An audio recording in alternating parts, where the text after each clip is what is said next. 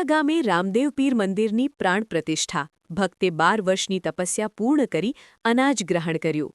ઓગળ તાલુકાના શિયા ગામમાં આસ્થા અને શ્રદ્ધાનો અનોખો દાખલો જોવા મળ્યો છે.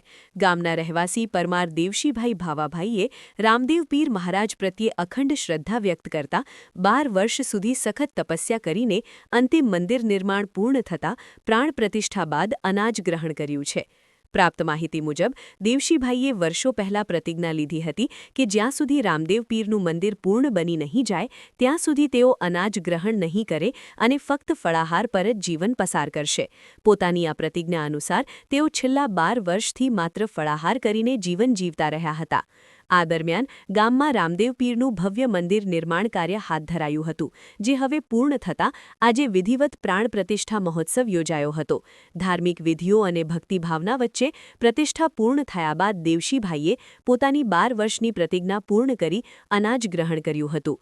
આ પ્રસંગે ગામજનોમાં આનંદ અને ભાવુકતા છવાઈ ગઈ હતી. ભક્તની અડગ શ્રદ્ધા અને તપસ્યાને સૌએ વખાણી અને મંદિર પ્રાણ પ્રતિષ્ઠા મહોત્સવમાં મોટી સંખ્યામાં ભક્તો ઉપસ્થિત રહ્યા હતા.